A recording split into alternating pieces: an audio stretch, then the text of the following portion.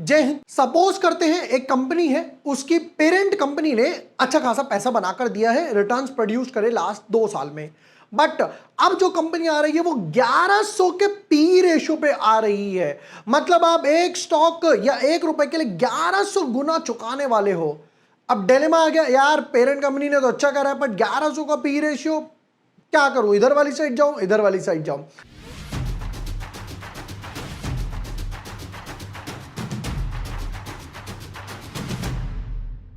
Hi everyone, my name is Vibhor Washne. I am a SEBI registered research analyst. आज के video में करने वाले हैं कल्पत्रु करके एक आईपीओ आ रहा है, उसके डिटेल्ड एनालिसिस, बिजनेस मॉडल क्या है, फाइनेंशियल्स क्या है, कितना ओएफएस है, पैसा किस लिए उठा रहे हो और कितना पैसा बना अभी तक नहीं बना, और फाइनली पता चलेगा कि हमें आईपीओ अप्लाई करना है या फिर आईपीओ अप्लाई नहीं करना है। Let's deep dive in our analysis. But yes, before moving ahead, अगर अभी तक आपने हमारा चैनल सब्सक्राइब नहीं किया है या पहली बार वीडियो देख रहे हो तो एलन बेयर गैसेस आईपीओ डाल दिया है, ग्लोबल सिविल आईपीओ डाल दिया है, फिर उसके बाद एरेस इंफ्रा क्लोज हो गया, फिर उसके बाद ओसवाल पंप्स वगैरह हो गया। एरेस इंफ्रा भी मैंने यही बोला था कि भैया ये मैं तो अप्लाई नहीं कर रहा हूं, और रीजन मैंने यहां पर एक्सप्लेन भी करे। ओसवाल पंप्स भी मैंने एक्सप्लेन करा था, जो मैंने कहा वही हुआ कि भैया ये 20 टाइम्स ओवर सब्सक्राइब होगा, 28 टाइम्स ओवर सब्सक्राइब हुआ।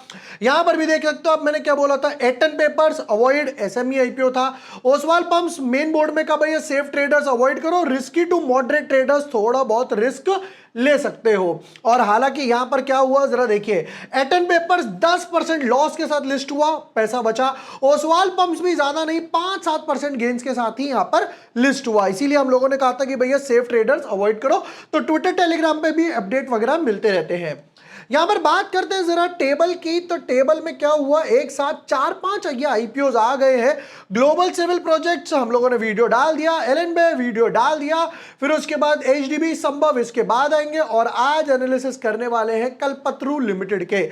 ये तीनों एक ही ब्रैकेट में आ रहे हैं, ये दो एक ब्रैकेट में आ रहे हैं। हालांकि इन तीनों का पैसा इसके लिए यूज नहीं हो पाएगा, ये ध्यान रखिएगा। तो उसी हिसाब से फंड्स अरेंज करिएगा, उसी हिसाब से अपने डीमैट, मल्टीपल डीमैट्स वगैरह रेडी रखिएगा। कल्पत्रु की बात करते हैं। Founded in 1988, sorry, is a real estate development company based in Mumbai.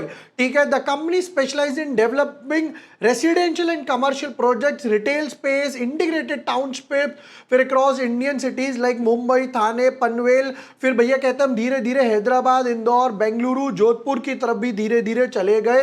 ठीक है, फिर उसके बाद कहते हैं Kalpataru limited is a part of Kalpataru group. जैसा मैंने अभी आपको बताया कि भैया इसकी पेरेंट कंपनी ऑलरेडी है इंटरनेशनल लिमिटेड प्रॉपर्टी सॉल्यूशंस। फिर उसके बाद श्री शुभम लॉजिस्टिक्स भी इनके अंडर वगैरह आता है, इनकी काफी सारी सब्सिडरीज वगैरह हो गए। कहते हैं जिसमें हमारे 40 ऑनगोइंग प्रोजेक्ट्स हैं और 70 हम कंप्लीट कर चुके हैं। बट अब एक कैच देखो, ये कब का है, 31 मार्च 2024। हाफ ईयर का डेटा नहीं दिया, थर्ड क्वार्टर का नहीं दिया, फुल ईयर का नहीं दिया, पिछले साल का डेटा इन्होंने दिया है कि भैया 40 ऑनगोइंग प्रोजेक्ट थे और 70 उस टाइम तक कंप्लीट कर चुके थे। बहुत अच्छी बात है भाई, प्रोजेक्ट अच्छे कंप्लीट करे। एज ऑफ नाउ देखे तो ठीक लग रहा है कि भैया रियल एस्टेट कंपनी है। शेयर होल्डर कोटा नहीं भैया, इसमें शेयर होल्डर कोटा नहीं है। अब आते हैं नेक्स्ट पार्ट पर, चलिए आईपीओ की तरफ देखें तो कहते हैं भैया 24 तारीख को आईपीओ ओपन होगा, 26 तारीख को आईपीओ क्लोज होगा, 27 तारीख को अलॉटमेंट्स आएंगी, फिर सैटरडे संडे, फिर रिफंड्स और शेयर्स 30th को, और 1 तारीख को ये डेब्यू करेगा बोर्सेस पे, एनएससी बीएससी। ठीक है, नेक्स्ट पार्ट पर देखते हैं भैया बताओ किस वैल्यूएशन पे लेकर आए हो। कहते हैं भैया फेस वैल्यू है हमारी ₹10, इशू प्राइस 387 to 414, 36 शेयर्स का एक बंडल है, फ्रेश कैपिटल सेल टाइप है। मतलब कि यहां पर क्या है कि सारा का सारा पैसा जो है वो फ्रेश इशू है। Total issue size 1590 crore, net offer to public 1590 crore. यारा का सारा पैसा जो है वो कंपनी के पास ही जाएगा। बहुत अच्छी बात है कि कहीं भी भैया इसमें कोई ओएफएस नहीं है। अच्छा, यहां पर इंप्लॉय डिस्काउंट है, कोई अगर इंप्लॉय है उसका पैन कार्ड मैच करता है तो वो 38 रुपीज का डिस्काउंट ले सकता है। कहते हैं भैया क्यूआईबी को देंगे सिर्फ 75, रिटेल वालों को 10 और एचएनआई को 15। मे बी भाई कोई रिक्वायरमेंट फुलफिल नहीं करी होगी या लास्ट 3 साल में लॉस हुआ होगा तो आया है। रिटेल वालों को एक लॉट मिलने वाला है 14,904 का, 2 लाख से नीचे अगेन 13 लॉट्स हैं और उसके ऊपर SHNI या बिग HNI। अच्छा, ये जो SHNI या बिग HNI होता है ना, इनमें कोई लॉक इन पीरियड नहीं रहता है, सेम रहते हैं जैसे रिटेल वाले रहते हैं। उस दिन पर आधा बेचो, पूरा बेचो, जो मर्जी करो। अब नेक्स्ट पार्ट पे बढ़ते हैं। कहते हैं भाई promoter holding as of now जो हमें दिखाई दे रही है, मुनोत एंड मुनोत ब्रदर्स वगैरह होंगे प्रोबेबली, तो यहां पर 100% होल्डिंग है, जिसमें से अब डाइल्यूट होके 81 हो जाएगी। मतलब इक्विटी के थ्रू अभी पैसा डाइल्यूट नहीं करा, मेजरली या तो डेट के थ्रू लिया होगा, क्योंकि भाई रियल स्टेट कंपनी है तो पैसे की जरूरत तो पड़ने वाली है। इंप्लॉय कोटा है, उसके बाद HNI कोटा है, रिटेल है, बट शेयर होल्डर कोटा नहीं है। लाओ भाई बताओ कितना कमाया, कितना गवाया, क्या चल रहा है आपके फाइनेंशियल्स में। चलिए जी, फुल ईयर अगेन 3 क्वार्टर है, कोई प्रॉब्लम नहीं है। एसेट्स की बात करें, 13,000 करोड़ के एसेट्स, बाप रे, रिवर्स नेगेटिव हो गए, जो 1,000 करोड़ डाइल्यूट हो गए, सिर्फ बचे 12,000 करोड़ के आसपास। फिर वापस पिकअप हुआ 13,800, 15,500। लास्ट 2 साल में तो एसेट्स की ग्रोथ दिखाई दी है और अभी तो 1 क्वार्टर भी बचा हुआ है।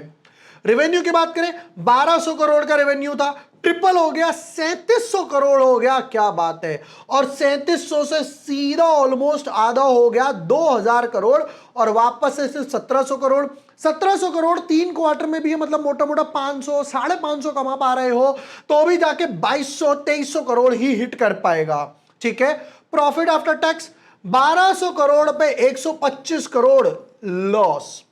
3,700 करोड़ सेल्स बढ़ी, लॉस बढ़ गया। सेल्स डिप हुई, लॉस डिप हो गया। फाइनली जाकर कहते हैं पूरे 5 करोड़ कमा लिए। ये वो 5 करोड़ नहीं है जो अमित जी कहते हैं KBC वाले, ये 5 करोड़ अलग है। मतलब लॉस लॉस लॉस।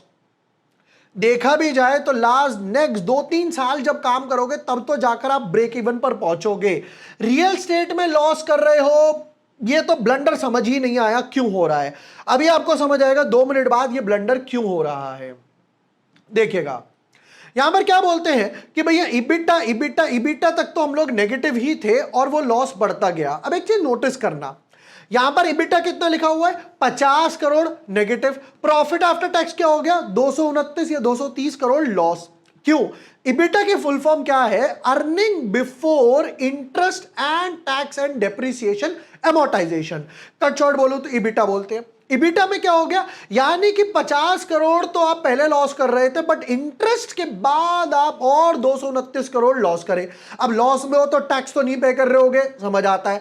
मतलब यहां से लेकर यहां तक की जर्नी में ऑलमोस्ट 180 करोड़ का इंटरेस्ट आपने चुकाया है। बाप रे। बोरोइंग्स की तरफ देखें, 10,000 करोड़, 9,000 करोड़ रिड्यूस करी, फिर वापस से बढ़ा 10,000 करोड़ और 11,000 करोड़। ये रियल राज है एसेट्स वगैरह बढ़ने का। 11,000 करोड़ अगर आपने सिर्फ 5%, 6% के रेट पर भी उठाए हैं तो यानी हर साल आप 200, 300 करोड़ का इंटरेस्ट तो इजीली पे ऑफ करते जा रहे हो, और यही रीजन यहां पर नजर आ रहा है। इबिटा देखना 100 करोड़ का, बाद में कितना बचता है, सिर्फ 5 करोड़ के आसपास। 95 करोड़ तो इजीली पे कर दिए। अब आपके मन में एक चीज आई होगी, मन में क्या चीज आई होगी कि यार एक तरफ तो मैं बोरोइंग्स बोल रहा हूं कि 200-300 करोड़ का इंटरेस्ट जाना चाहिए 11,000 करोड़ पे, बट हाथ में तो यहां देख रहे हैं 95 करोड़ बच रहा है। तो इतना डिफरेंस कैसे आ रहा है? इतना डिफरेंस आ रहा है रिलेटेड पार्टी ट्रांजैक्शन से। रिलेटेड पार्टी ट्रांजैक्शन से क्या होता है, अपने जानने वाले से पैसे ले लिए, राइट, अपनी दूसरी फॉर्म से ले लिए, सब्सिडरी से ले लिए, या फिर किसी जानने वाले से ले लिए, वेंडर से ले लिए कि भैया रियल स्टेट वाला है तो एडवांस बुकिंग ले ली उसकी। इसको ऐसे समझते हैं, आपने घर बुक कराया, अभी आपको घर डिलीवर नहीं हुआ, जब आपने घर बुक कराया तो आपने पैसा पे करा तो वो उसकी बुक्स में खड़ा रहेगा, बोरोइंग्स में रहेगा। इसलिए इंटरेस्ट यहां के कैलकुलेशन से आ रहा है 95 करोड़। ये मेजरली पैसा एडवांस और रिलेटेड पार्टी का ही नजर आ रहा है। बोरिंग्स बहुत ज्यादा है, बहुत ज्यादा है। फाइनेंशियल्स को मार्क्स मिलने चाहिए 1 और 2 आउट ऑफ 10 कि भाई ब्रेक इवन तक आ गए हैं, एसेट्स बढ़ रहे हैं, रेवेन्यू अनस्टेबल नजर आ रही है, प्रॉफिट में नहीं है कंपनी, लॉस में है।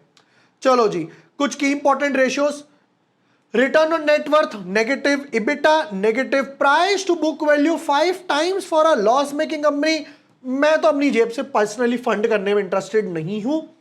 ईपीएस -6 था, बाद में भैया कहता है कि चलो हम ब्रेक इवन तक आ जाएंगे, 1 आ जाएगा। पी रेशियो -59 था, उसके बाद कितना है 1100, जो मैंने स्टार्टिंग में बोला था 1100 के पी रेशियो पर लेकर आ रहा है। बाप रे, बहुत महंगा है। पीयर कंपैरिजन भी देख लें, चलो एक काम करते हैं, इसके पीयर कंपैरिजन पे भी फटाफट नजर डाल लेते हैं। पीयर कंपैरिजन की बात करें, कल्पतरू हो गया, Oberoi realty, Macrotech, Godrej, Sunteck, Mahindra, Keystone, Prestige, ये सब मुंबई वाले हैं। तो यहां पर एक चीज नोटिस करना, positive EPS, positive positive positive positive positive, सिर्फ एक नेगेटिव है, वो है कल्पतरू, जिसके एनालिसिस हम लोग कर रहे हैं। और नेक्स्ट कॉलम क्या बनकर आता है, नेक्स्ट कॉलम है पी रेशियो, 1160 का पी रेशियो, 33, 77, 112, 115, 88, 69, 50, सबका 40-50 से ऊपर है। हाईएस्ट दिखाई दिया 115, बट इसका और 10 टाइम्स है।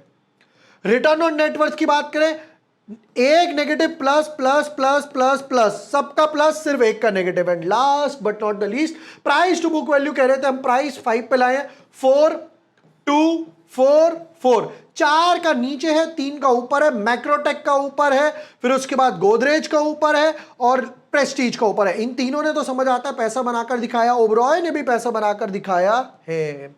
हाई वैल्यूएशंस पे लेकर आए हैं, ये सबसे बड़ी प्रॉब्लम है। पैसा किस लिए उठा रहे हो, कहता है भाई रीपेमेंट और प्रीपेमेंट करने वाले हैं बोरोइंग्स की 1190 करोड़ पे। ठीक है, अब एक बात सोचो, 11,000 करोड़ की आपकी बोरोइंग्स है, यहां पर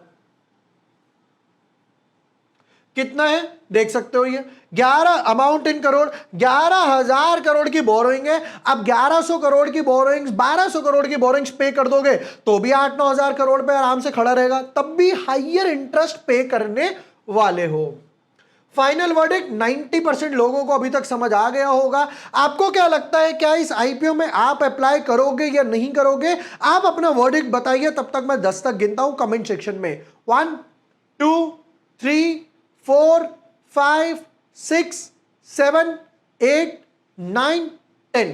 जितने लोगों ने कहा नहीं करेंगे, वेल एंड गुड, आपके मेरे विचार मैच करते हैं। जितने लोगों ने कहा कि हम अप्लाई करेंगे, मे भी हो सकता है आपके मेरे विचार उस हिसाब से मैच नहीं कर रहे। कई बार क्या होता है ना, लोग यार ब्रांड नेम से अप्लाई करते हैं कि भाई कल्पतरू है, उसने अप्लाई करा था। ओवर सब्सक्रिप्शन लिस्टिंग इन, देखिए पहली बात तो आईपीओ ऑलरेडी बड़ा है, लॉस मेकिंग कंपनी है, 1100 के पी रेशियो पे आ रहा है, बहुत हाई वैल्यूएशंस पे है। मेरे हिसाब से 3 to 4 times he over subscribe होगा, दैट टू क्यूआईबी कैटेगरी की वजह से। हो सकता है रिटेल कैटेगरी या एचएनआई कैटेगरी अंडर सब्सक्राइब में भी एक बारी को चली जाए। लिस्टिंग गेन के हिसाब से -4, माइनस लिख रहा हूं, -4 to +2% के हिसाब से ही लिस्टिंग गेन होंगे। कोई मेजर लिस्टिंग गेन इस वैल्यूएशंस पे देख के नजर नहीं आ रहे। बाकी बड़ी कंपनीज हैं भैया, मैक्रोटेक नजर आ रही है, ओबरॉय आ रही है, गोदरेज का नाम नजर आ रहा है, उनमें एक बारी को पैसा डालने के हिसाब से मैं सोचूंगा। ये थे यहां पर कल्पतरू आईपीओ के डिटेल्ड एनालिसिस। वीडियो पसंद आया हो, share with your friends, like and subscribe. Thank you for watching the video, lots of love.